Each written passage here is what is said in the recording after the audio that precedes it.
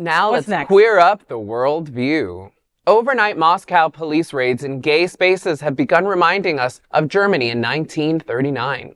Russian security forces raided gay clubs and bars across Moscow Friday night, less than 48 hours after the country's top court banned what it called the, quote, global LGBTQ plus movement, end quote, as an extremist organization. The rise of hatred among Russian politicians towards the LGBTQ plus community was made visible in 2013 when the Kremlin adopted the first legislation restricting LGBTQ plus rights, known as the Gay Propaganda Law, banning any public endorsement of, quote, non-traditional sexual relations among minors. In 2020, constitutional reforms pushed through by Putin to extend his rule by 2 more terms also included a provision to outlaw same-sex marriage. After sending troops into the Ukraine in 2022, the Kremlin ramped up a campaign against what it called the West's degrading influence. Rights advocates saw it as an attempt to legitimize the war. That same year, a law was passed banning propaganda of non-traditional sexual relations among adults, also effectively outlawing any public endorsement of LGBTQ plus people. However, Russian authorities still reject accusations of LGBTQ plus discrimination. Earlier this month, Russian media quoted Deputy Justice Minister Andrei Loginov as saying that the rights of LGBT people in Russia are protected legally. He was presenting a report on human rights in Russia to the UN Human Rights Council in Geneva, arguing that restraining public demonstration of non-traditional sexual relationships or preferences is not a form of censure for them. I feel like I keep on saying this, I sound like a broken record, but a lot to unpack here. Yeah. That's a lot of layers. Yeah.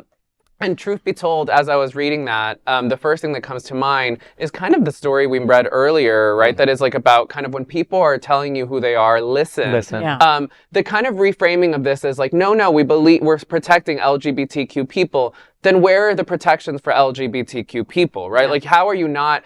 Of course, that's censure. Of course, that's criminalization. Mm-hmm. Of course, like that's what that means, right? Like, literally finding spaces to remove people from active participation in any kind of political sphere, in any kind of social sphere or cultural sphere, is the removal of them from the citizenry, right? Like, that's exactly what's happening here on every level. I like how the story covered it from political, from marriage to cultural citizenship. Mm-hmm. There's just so multiple like attacks here on LGBTQ people. That's been at this point many decades in the making, and there's right? Like we have to keep a pressure on what's happening here to make sure, right, that people are protected and have avenues for their protection. You know, this is when you look at the timeline here in the story. When he started this in 2013, I remember the raids of the clubs in Moscow. Oh my God! I was going to Russia at that time for work, so I was going to Moscow and St. Petersburg. You were a secret agent. I love it. I used to go to the gay clubs. I used to go to those gay clubs, and now they closing them. They were attached to the gay clubs. It's called Central Station in Moscow, and there is also one in St. Petersburg. I went to the one in St. Petersburg a couple of times. And you could see when they started this, obviously, there was nothing before. I mean, but then it started the fear of people going to the clubs. Because they would raid them. They will raid them, not so much raid them, but the people, the non-gay people were harassing people going in. I remember going into the club the last time I was there, and right across the street was like it was scary because it was like a skinhead kind of club right across from the gay club. And then you were coming in and people were like giving you a hard time. Oh my goodness. And imagine those people now that those places are closed and you don't even have, I mean, first of all, that space is not even safe for them, yet they still take the chance. That's how much they just want to be authentically themselves, that they would take that chance and go to this club. You know, we don't appreciate what we have. I'm just saying. And look, he started that around the time they invaded Crimea. Right. So this is how it started. Yeah. So you create this kind of, let's protect our children or whatever, razzle, so that you start riling up your base and people that, the Karens of the world start joining you. Right. I just never thought like Russia and LGBTQ plus would really work in the same sentence in a nice way. Like it's just like I don't know so much history, but I know enough that I know that Russia does not feel like a safe place to be holding a hand of my lover. Oh, it's not. You know, It's not. On the streets, it's scary. I remember. It was very scary. And in that's the club. back then, so imagine now it must be even worse. I feel like I always want to think about the kind of moments of encouragement, and I feel like that's,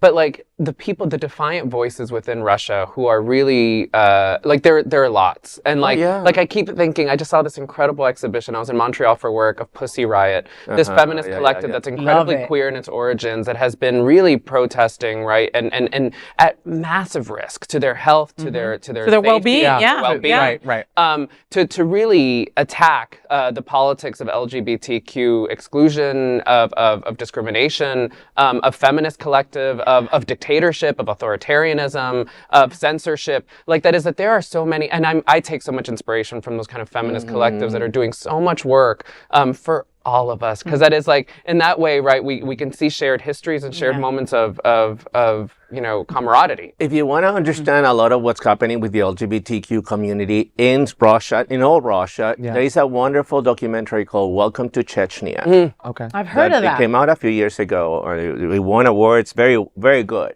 You understand how it was only confined to Chechnya at that point, but a lot of people have to leave and leave Russia and move, and now they basically made the documentary from outside of Russia, but they had connections within the gay community in Russia.